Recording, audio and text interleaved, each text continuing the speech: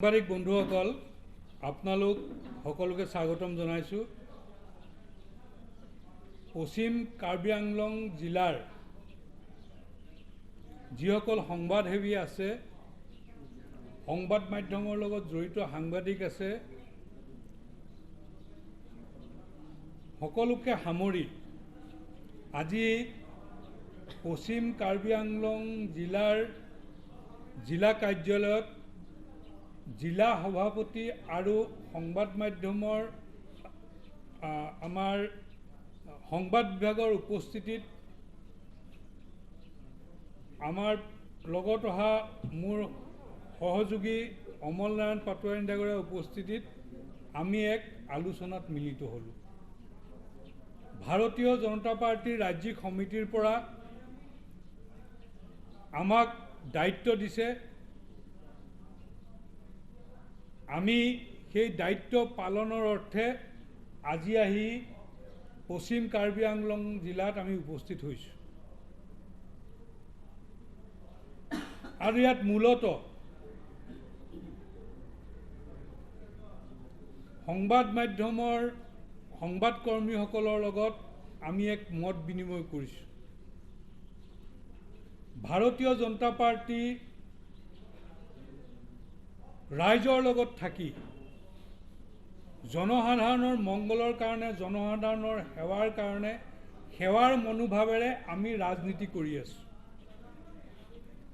আৰু সংবাদকৰ্মীসকলেও ৰাইজৰ বিভিন্ন সমস্যা, বিভিন্ন অসুবিধা, বিভিন্ন অভাৱ অভিযোগ এইখিনি লৈ তেওঁলোকে সংবাদ পৰিৱেশন কৰি আছে। আজি আহি ইয়াত এটা কথা অনুভৱ হৈছে যে আগতে আমি হামৰেং, বৈঠালাংচু এইবিলাক অঞ্চলৰ পৰা আজি 10-15 বছৰ আগত আমি যিবিলাক সংবাদ পঢ়িবলৈ পাইছিলোঁ, দেখিবলৈ পাইছিলোঁ, শুনিবলৈ পাইছিলোঁ, তাৰ আজি সম্পূৰ্ণ এখন বিপৰীত ছবি আমি আহি ইয়াত দেখিবলৈ পাইছোঁ। তেতিয়া সংবাদৰ বিষয়বস্তু আছিল বিভিন্ন কুঠাঘাতমূলক কথা বতৰা, অপহৰণ, হৃদয় বিদাৰক খবৰ, ৰাস্তা পদূলিৰ অব্যৱস্থা, চিকিৎসাৰ অভাৱত, চিকিৎসালয়লৈ নিয়াৰ অভাৱত ৰোগীৰ মৃত্যুৰ খবৰ, প্ৰসূতি আইৰ মৃত্যুৰ খবৰ, এনেকুৱা বিভিন্ন ধৰণৰ নেগেটিভ নিউজেৰে এইবিলাক অঞ্চলৰ পৰা পৰিৱেশিত হৈছিল। কিন্তু তাৰ ঠাইত আজি আমি এটা সম্পূৰ্ণ ওলোটা পৰিৱেশ দেখিবলৈ পাইছোঁ। এতিয়া মন গ'লে মানুহ যেনিয়ে যায় তেনিয়ে যাব পৰাৰ ব্যৱস্থা হ'ল। বহল বহল আহল বহল ৰাস্তা পদূলি হ'ল। গাঁৱলৈ অহা যোৱা কৰিবলৈ সুবিধা হ'ল। আজি যোৱাকালি খবৰটো দিয়াৰ লগে লগে আজি পশ্চিম কাৰ্বি আংলং জিলাৰ অতি ভিতৰুৱা অঞ্চলত থকা সাংবাদিকজনো আমি আহি পোৱাৰ আগতে আহি ইয়াত উপস্থিত হৈছে। এইটো আমাৰ কাৰণে গৌৰৱৰ কথা। আমি আহিছোঁ দূৰৰ পৰাই, বাৰু হাফলঙৰ পৰা আহিছোঁ, কিন্তু আগতে যিটো বাট আহিবৰ কাৰণে এজন ব্যক্তিক আহিবৰ কাৰণে 4 ঘণ্টা, 5 ঘণ্টা, 6 ঘণ্টা লাগিছিল, এতিয়া 1-1.5 ঘণ্টাত আহি এই আমাৰ জিলা কাৰ্যালয়ত সাংবাদিকসকল উপস্থিত হ'ব পাৰিছে। এইটো আমাৰ কাৰণে অতি এটা মানে সন্তোষৰ বিষয়। আৰু ভাৰতীয় জনতা পাৰ্টীৰ হিচাপত এইটো আমি অলপ গৌৰৱ কৰিব নাপায়, তথাপিও অলপ গৌৰৱ অনুভৱ কৰিছোঁ।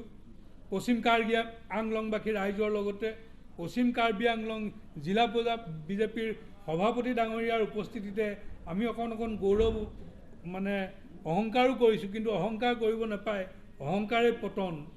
কিন্তু এইখিনি আমি আজি অনুভৱ কৰিছোঁ যে এটা পৰিৱৰ্তন এই অঞ্চলবোৰত আহিছে। আৰু এই পৰিৱৰ্তনৰ বাৰ্তাবোৰ আজি আমি আমাৰ জিলাখনতে যাতে সীমাবদ্ধ হৈ নাথাকে, ই যাতে সম্প্ৰসাৰিত হয়, সমগ্ৰ অসমৰ ৰাইজে যাতে জানিবলৈ পায়। আজি 15 বছৰৰ আগত, 10 বছৰৰ আগত যেতিয়া অপহৰণৰ বাতৰি এটা সেই ডিগবৈ বা এইফালে বোলে ধুবুৰীৰ বা গুৱাহাটীৰ কোনোবা এজন পাঠকে পঢ়িছিল বৈঠালাংচু সম্পৰ্কত, খেৰণীয় সম্পৰ্কত তেওঁ এটা ধাৰণা আছে। কিন্তু আজি ৰাতি 12 বজা আৰু দিনৰ 12 বজাৰ ভিতৰত একো পাৰ্থক্য নাই, সকলো মুকলি মুৰীয়াকৈ অহা যোৱা কৰিব পাৰিছে। এইটো এটা অতি যোগাত্মক খবৰ।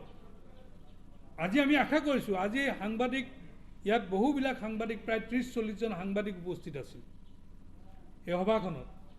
তাত আমি তেওঁলোকৰ লগত মত বিনিময় কৰোঁতে কৈছোঁ যে আপোনালোকে এতিয়া আৰু আপোনালোকৰ অঞ্চলত বাতৰি হ'ব পৰাকৈ ঋণাত্মক খবৰ সংগ্ৰহ কৰিবলৈ চিন্তা কৰি থাকি লাভ নাই, আপোনালোকে যোগাত্মক দিশেৰে বাতৰি পৰিৱেশন কৰা আৰম্ভ কৰক।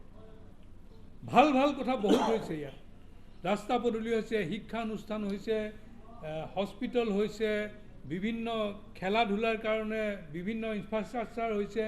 গতিকে এই কথা বতৰাবিলাকৰ যোগেদি উঠি অহা চামে এটা যোগাত্মক চিন্তাৰে যাতে আগবাঢ়িব পাৰে, বিশ্বৰ বিভিন্ন ক্ষেত্ৰত যাতে প্ৰতিযোগিতাত নিজকে প্ৰস্তুত কৰিব পাৰে, তাৰ কাৰণে এটা পৰিৱেশ ৰচনা কৰক।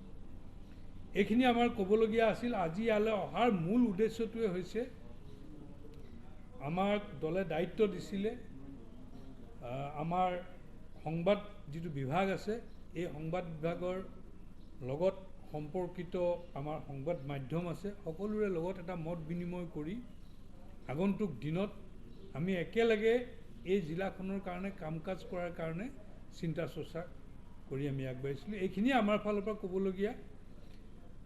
গতিকে আপোনালোকৰ ফালৰ পৰা যদি কিবা সুধিবলগীয়া বা কিবা বিষয় আছে তেতিয়াহ'লে আপোনালোকে সুধিব পাৰে।